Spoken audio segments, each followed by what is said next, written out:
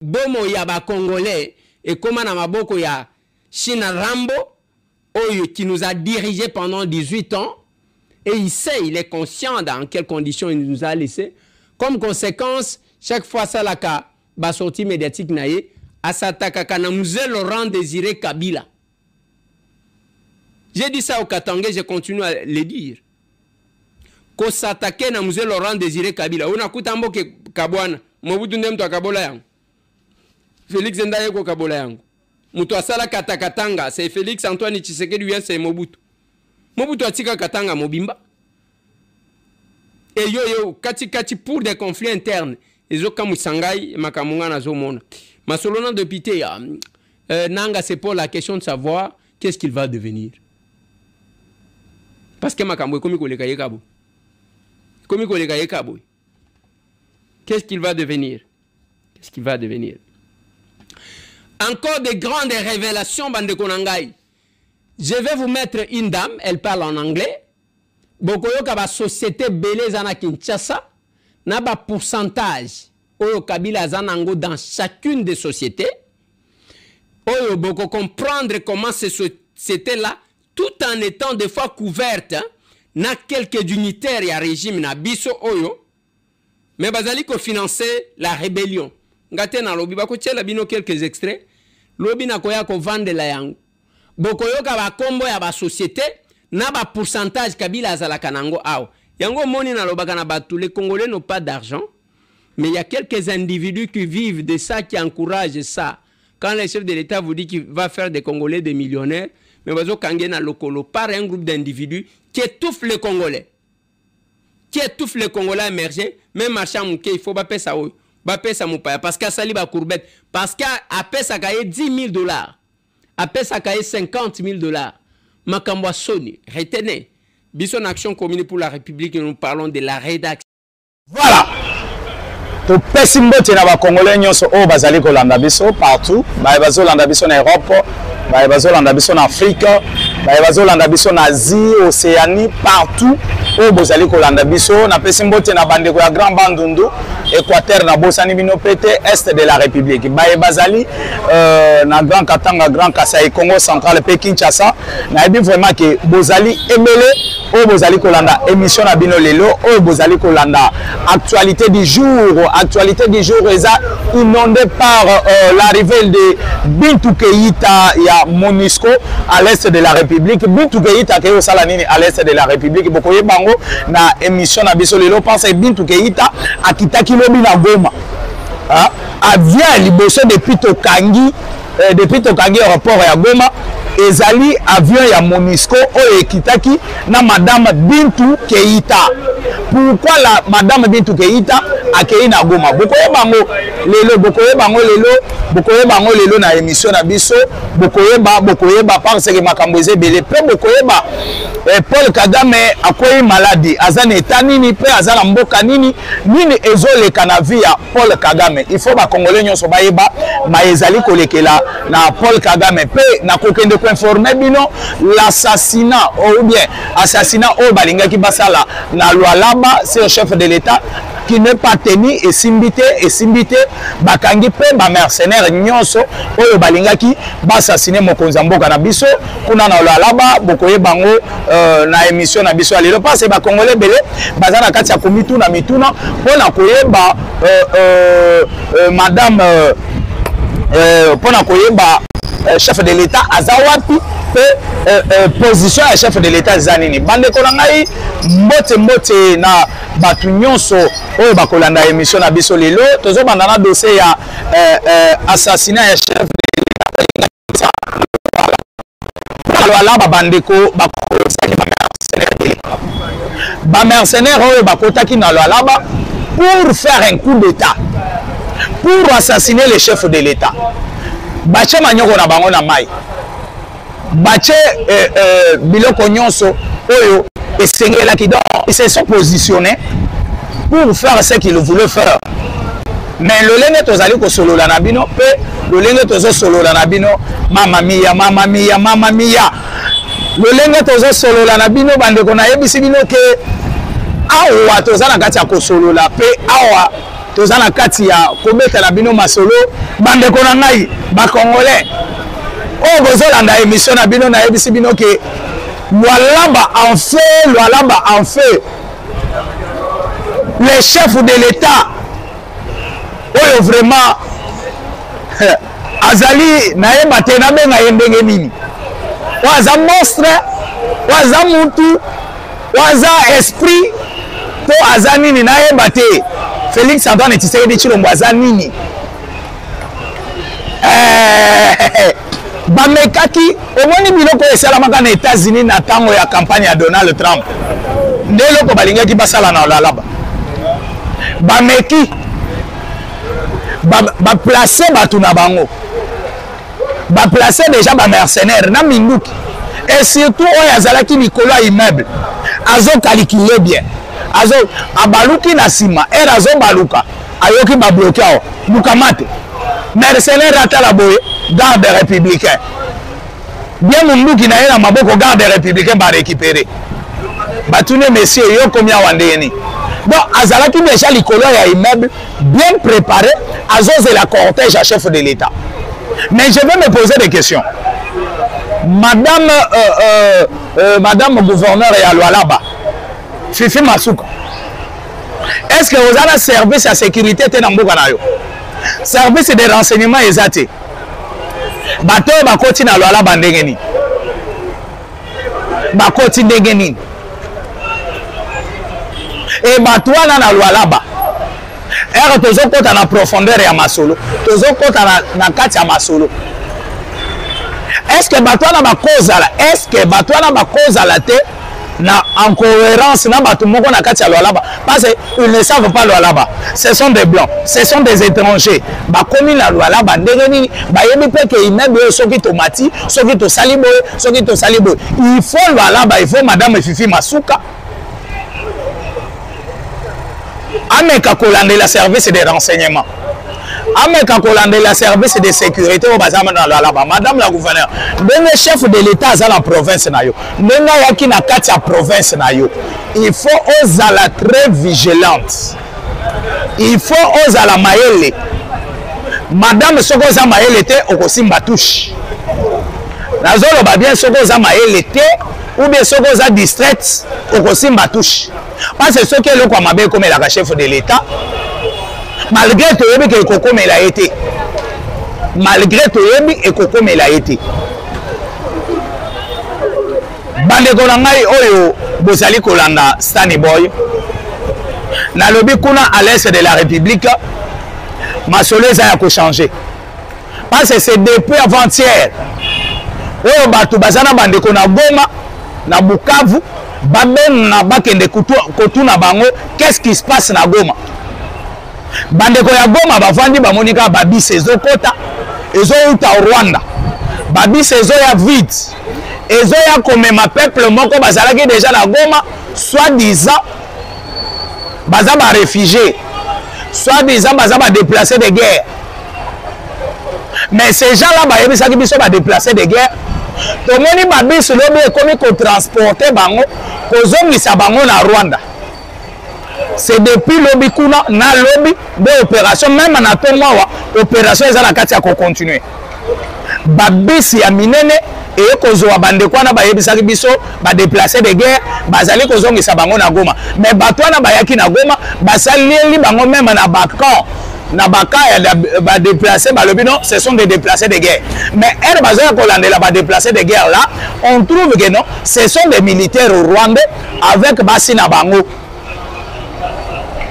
mais ozomona ke mboka na biso niveau tokomaki mais le gouverneur militaire o azalaki na Goma o ya uti kotika biso le général Chirimani amekaki kolandela bato koyeba ke réellement baza ba déplacés de guerre ou pas parce que aujourd'hui tout le monde va déplacer de guerre ou va yebisa biso na Goma va déplacer de guerre parce que baza ba camp différent tout le monde se va komi komema bango na babis bazo kende la bango na Rwanda comment les déplacés de guerre qui sont congolais peuvent accepter à komatabis pour se rendre na Rwanda des places c'est quoi le système eza yangwana et ces gens là sont restés là pendant beaucoup de mois soi-disant les déplacés de guerre. Et les déplacés de guerre les déplacés de guerre. Les lots déplacés de guerre, babongwani ba rwandais. Donc cela veut dire notre pays est qui infiltré na niveau moko tokoki kobeta masolote. Notre pays est qui infiltré na niveau oyo tokoki kobeta masolote. Parce que imaginez-vous, bavandi na la camp pendant autant de mois, je comprends maintenant que la chute de Goma et où tu pas bateau on a déplacé des déplacés de guerre. Ce sont des militaires rwandais, na ba famille na bango, oyo Kagame a piégé Kibiso. Kagame a piégé Kimboka na biso en complicité avec des généraux, avec des officiers supérieurs et armés, oyo bazalaki na Nord Kivu. Et c'est pour cela que nous avons tout le temps. Comment les Rwandais ont raison que non? Tozoya na kati ya Congo pour traquer les FDLR. Mais si vous venez traquer des FDLR, mais comment pour traquer les FDLR? Tout le monde est botelemi, bokomi FDLR. Pour protéger plutôt, excusez-moi, Bazoya pour protéger les Banyamulenge et peut traquer les FDLR. Mais protéger les minoritaires qui sont les Banyamulenge sont à l'est de la République et au sud, c'est là où se trouvent les Banyamulenge. Mais les Banyamulenge ne sont pas à Nord Kivu, les Banyamulenge sont M23 même effectif et M23 na Sud Kivu. Effectif par rapport à effectif et M23 na Nord Kivu. On se pose des questions de savoir. Effectif et Bazali Kolakisa ya Banyamulenge. Effectif au Bazali Kolakisa ya comment on les appelle? Il y a M23. Comment est cause les Bissika Banyamulenge bazate pour protéger les Banyamulenge, mais ezalika à côté Banyamulenge bazate. Donc le plan de Kagame, c'est le Nord Kivu. Le plan de Kagame, c'est le Nord Kivu, je vous dis. Et comme le plan c'est le Nord Kivu, et nous notre problème c'est le Nord Kivu. Nous, notre problème, c'est le Nord Kivu. Et les Rwandais aussi, leur problème, c'est le Nord Kivu. Parce que Bazali n'a qu'à raisonner. Bazali n'a qu'à penser que Nord Kivu, c'est la. Ezali, Bisika, Bango, Bazali, qu'on pensait, Kocha, le Tutsi Power, na Nord Kivu. Et une partie du Sud Kivu. Bazali, qu'on préparait et Sikawana, pour la Kocha, Tutsi Power. Et le Tutsi Power, Bakozala, Bisikawana, sous la houlette de Paul Kagame, sous la houlette de Kabila, dirigé par Paul Kagame. Ce qui Bolandi très bien. Ce qui Bolandi très bien. Lananga très bien. Lananga très bien. Vendez ça vraiment. Vendez ça vraiment. Kitinayo bien. Olanda masolo na lingina betela yo. Ero toyebi saki batu. Kagame. Kabila. Na yebi saki bino na émission passée. Comment Moïse Nyarugabo est devenu maintenant le directeur des cabinets de Kabila. Kabila kenda ki en réunion na Moïse Nyarugabo kuna na Rwanda. Et na réunion na ba décider bazui ba stratégie à sika. Le lenge biso tozolo ba koto ke non to gagner boy. Les Rwandais ne sont pas contents. Les Rwandais sont en train aussi de se préparer et chercher comment de renverser aussi les tendances que vous avez de l'autre côté. Et de renverser aussi le plan où biso tozali commenter côté biso tozali. Ba Rwandais pe bazo kota ba réunion. Ndemo mona ki na yebisa bino ke Kabila na directeur de cabinet na ya sika auti kocha Moïse Nyarugabo bakenda ki mangu na Rwanda kokota réunion Mais tant que awa na kati Assemblée nationale, voilà bien. Na kati Assemblée nationale, on ne s'occupe pas de Moïse Nyarugabo. Mais Moïse Nyarugabo à sa côté ya Barwandais, tout le monde est même en public avec Kabila. Mais tant que Moïse Nyarugabo aza député national, awa na kati ya Assemblée nationale na biso. Mais Kamere n'en parle pas. Na lobby Vital Kamere azobeta lisolo ya Moïse Nyarugabo qui est le député national, mais oyo aza côté ya ba M23. Mais azawa na kaka na ba humilité na ye parce que Moïse Nyarugabo azali premier suppléant ya Kizaro. Kizaro lolenge a commis ministre d'office monto a remplacé na kati Assemblée nationale, c'est Moïse Nyarugabo. Mais on ne parle pas de Moïse Nyarugabo. Et c'est comme si Kabila et Kamere Bazana Kachako préparer l'oko avec Moïse Nyarugabo. Bon, sur Moïse Nyarugabo. Faites attention, peuple congolais, alerte, alerte. Alerte, alerte. Kamere Bazana Kachako préparer l'oko sur Moïse Nyarugabo. Moïse Nyarugabo, c'est un député national.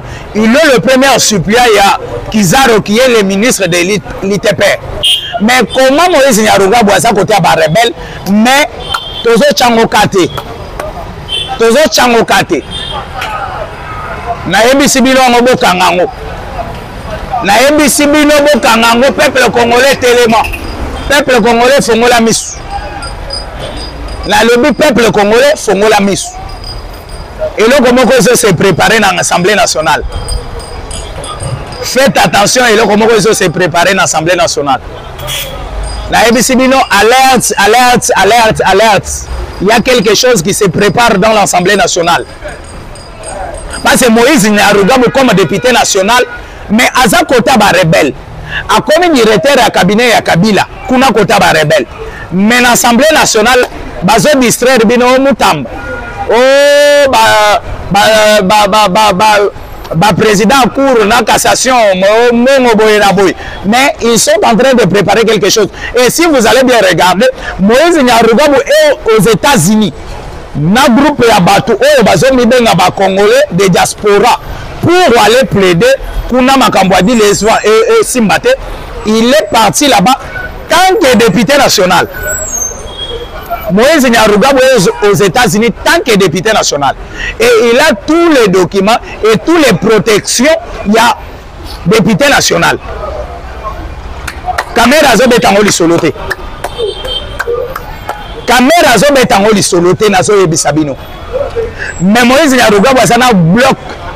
Il y a soi-disant les diasporas de l'Est de la République. Bao bafanda na Canada, bao bafanda na France, bao bafanda na États-Unis.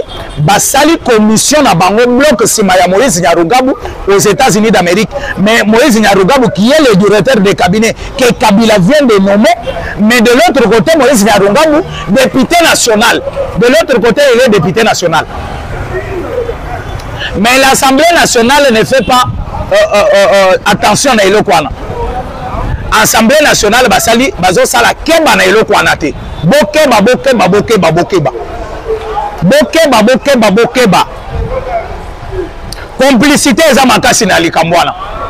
Nazo insisté nazo beta c'était complicité keba parce que aux États-Unis d'Amérique azana casquette ya député national.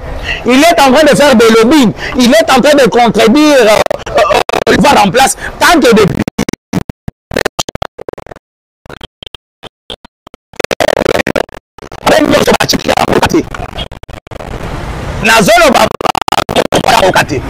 les Banyamourenga sont de traîtres. Je vous dis bien, tous les Banyamourenga sont des traîtres.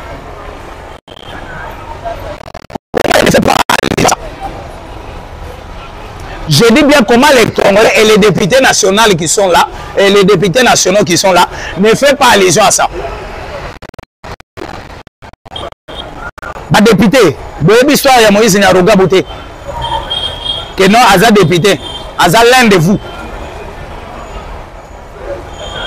Bokeba, bokeba, bokeba, bokeba, bokeba. Et les Américains et les gens qui sont là peuvent croire peuvent croire na Moïse Nyarugabo parce qu'il est député national. Il va se présenter comme un opposant, mais député national. Il est venu plaider avec les Congolais derrière lui et les Congolais qui sont de l'Est de la République, comme lui est élu Bazabeli, il y a Sidi Kivu, toujours de l'Est de la République. Faites attention. Faites attention. Et du moins que les États-Unis baza avertis, bah il bien que bah Rwanda baza la très rusé.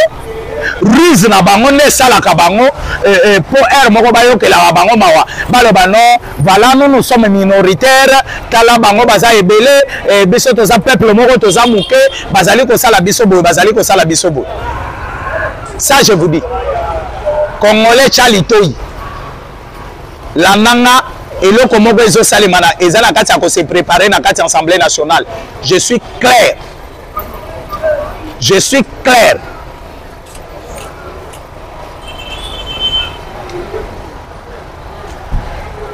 Je suis clair dans ma Zoloba.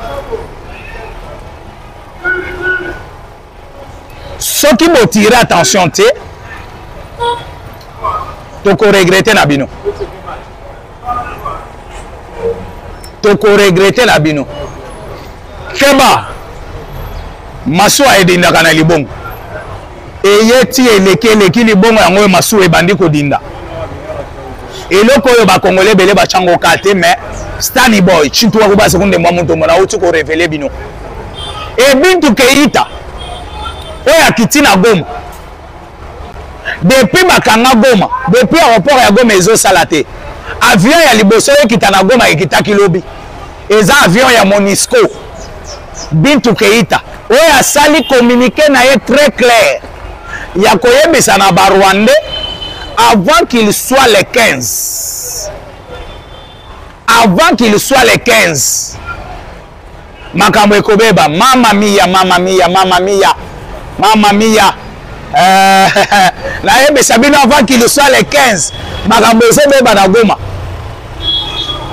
Ba yebi si Paul Kagame pas Bintou Keïta lobby. Parce que Bintou Keïta depuis bakanga Goma avion ya liboso kitana Goma. Eza avion ya Bintou Keïta. Oui, mais Maki Bintou Keïta, Bayemisi Barwandais, vous avez 48 heures, 72 heures avec vous pour dégager les sols congolaises. IPDF, RDF, les forces spéciales à Rwanda et à Ouganda, où va inonder l'Est de la République. Vous avez qu'à quitter les sols congolaises avant 72 heures. Wana Maloba Bintou Keïta. Waza représentant à Monisco. Alors, ce que je vous emmène, et Zamaloba et outil Likolo, na Assemblée Générale des Nations Unies, Bessika va décider. Pour n'accueillir Bissabino Barwandais, Bobi Manamabela Congo. C'est là où il y a un problème. Comme Kabila savait déjà que non, Kabila Zana Batunaye. Oya bandaki kolia na bango bazana ba États-Unis na bakati ya ba institution. Ba yebisaki déjà mwana mai. Que bakuna bazo ya boyeboy olé ozala humilié bima lokola babengani yo mimbi mela avant Kabila bimaki déjà bien avant abimaki déjà bien avant le lene tozo solo la nabino Kabila azana Kenya akei Kenya posoki Bintou Keïta ye koloba et bima comme si parce que Bintou Keïta boyebi ka bandaki ko collaborer na Kabila. Monisco, le représentant à Monisco ici au Congo, c'était Bintou Keïta, même chose que je dis, c'est Bintou Keïta. Quand Bintou Keïta Bengaki est déjà signalé, déjà, Abimoutounangaï, Togolinga Toyo qui s'est sonité, Yomi Bimela avant, Kabila Bimia Kenya, Bintou Keïta a fait message. Avant message à Bintou Keïta, Babis na Yebisagibino, et comment qui déjà évacué, bateau, Bandaki Koyebisabiso va déplacer des guerres. Ba déplacer des guerres. Ba kotale la biso minute kuna et pas technicien na biso. Ba kotale la biso minute. Ba kotale la biso minute kuna et tikali ouais. Na ebi très bien que tozo kende ko chiter malembe na émission na biso alelo. Nde moni Kabila kobima na ya bimi. Bintou Keïta a lancé message aujourd'hui. Aujourd'hui vendredi. Bintou Keïta a kokutana na nanga.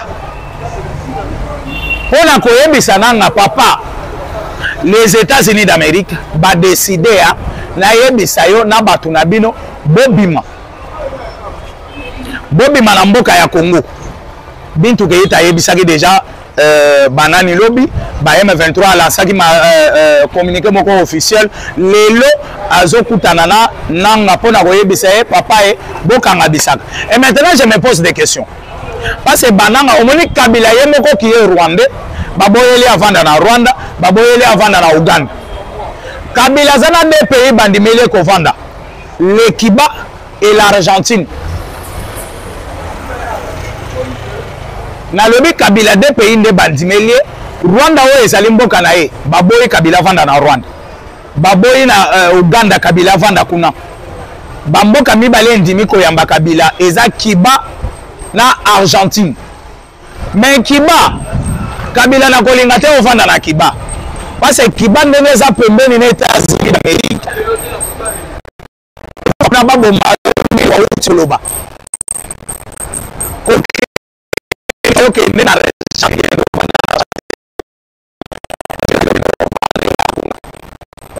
okuvanda kuna na kimia et bintu keita bapesa mission na ponani parce que les États-Unis basement du trouble à l'est de l'UNESCO bolanda ki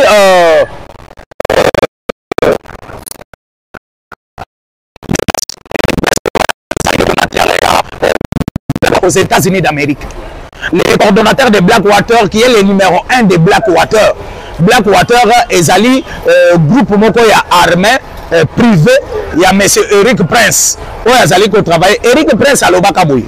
Alors, que ce qui se passe à l'est de la République démocratique du Congo, Monisco Baebi. Parce que c'est la Monisco, Batu Bazali Kozua. Comment on appelle bazozo arme bazali côté que la rebelle Monisco bayebi ba plan nyonso ya ba rebelle. C'est monsieur Eric Prince, il n'est pas congolais, il n'est pas Luba. Eric Prince c'est un américain.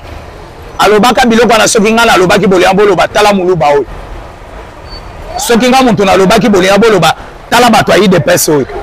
Mais comme monsieur Eric Prince aza américain bozanga ki maloba ya koloba mutu moko te abimi pona ko contredire monsieur Eric Prince abakisa ki alobi boye désordre oyo Monisco azali ko semer à l'est de la République ezali parce que baza basoda oyo bazokende kozwa na tiers monde na ba pays oyo na ba pays oyo ya pasi na ba province oyo ba pasi pesa makasi bazokoma na Goma minuki oyo bazali kopesa bango pona ko défendre peuple ya Goma bango bazali kozwa kopesa ngo ba rebelle et les rebelles vont s'en servir de minuki ya ba Monisco bato bazalo ba biloko ba américain bato bazalo ba biloko ba américain bato ayi de PST ba congolais pété baluba pété wana bozola manga très bien. Et non, moni ba pesi bintu keita mission wana. Ba erisi bintu keita lolenge bino batu. Bo salaki des ordres. Bino batu bomisi à l'est de la République. Parce que nazo yebisa bino à l'est de la République nous sommes déjà à plus de 14 millions de morts. Et déjà 14 millions et ça pas même nombre de peuple à Rwanda. Rwanda bazana 7 millions quelque chose. Donc fade peuple à Rwanda ne batu bakufi à l'est de la République. Donc batu bakufi à l'est de la République deux fois peuple à Rwanda. Nomoni bazali na kati ko préparer batu na bango de façon que ceux qui les 15 dit les signamete ceux qui ont signé qu'ils disent le 15 té batuna bango baza déjà na nord Kivu na sud Kivu bakobanda ko chama kelele omoni tisele dazo distraire bino na ba américain akosaki bino bako signer na ba américain mais lelo tala ba signer té tisele dazo linga bato est beaucoup fois tisele dazo sala boy ça ezali kabala na bango ezali plan na bango on va préparer déjà à l'est de la République na batu oyo ba pesi bambongo bazui ba leader d'opinion ba leader de masse bapesi bango bambongo po baleka na kati ya peuple ndeko moto akosala te soki eza na bato bazozela deal entre les États-Unis d'Amérique na République démocratique du Congo bato bazozela deal wana à bras ouverts eza bandeko na biso ya Nord Kivu na Sud Kivu parce que bango nde donc bango nde basimbi souffrance na maboko bango nde bapalpe souffrance ya République démocratique du Congo omoni na Kinshasa tozoloba tozosouffrir bato bamoni souffrance na misu basimbi yango mpe na maboko eza bandeko na biso baza na este eza bandeko na biso baza mama mia nazoyebisa bino ke eza ya koyinda makasi eza ya koyinda makasi à l'est de la République. Je pense très bien que nazana suka ya émission nanga soki bozali kolanda biso nazana suka ya émission nanga bino bato bozali kolanda nga partout nazana suka ya émission numéro nanga lolenge tozo solola pona koyeba que la République démocratique du Congo ezali mboka oyo ebele bayebaki te ke lelo tokokoma na niveau oyo tokomi lelo tokozala vraiment na niveau oyo tozaleli si la République démocratique du Congo Félix Antoine Tshisekedi Tshilombo ayaka te mboka oyo mitraille un ancien président pour la première fois dans le monde un ancien président qui devient rebelle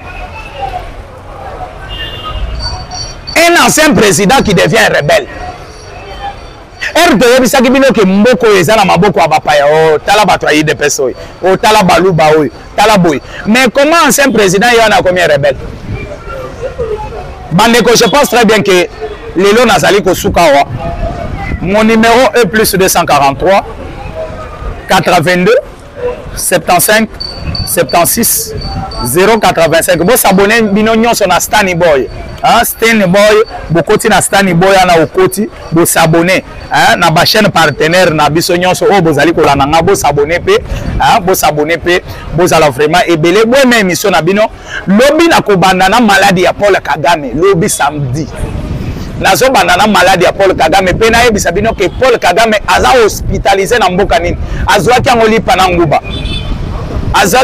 na nguba omoni ndenge ndeko toyebisa bino bozwaka ngo bavantie pona lelo nazali kosuka wa ciao bye.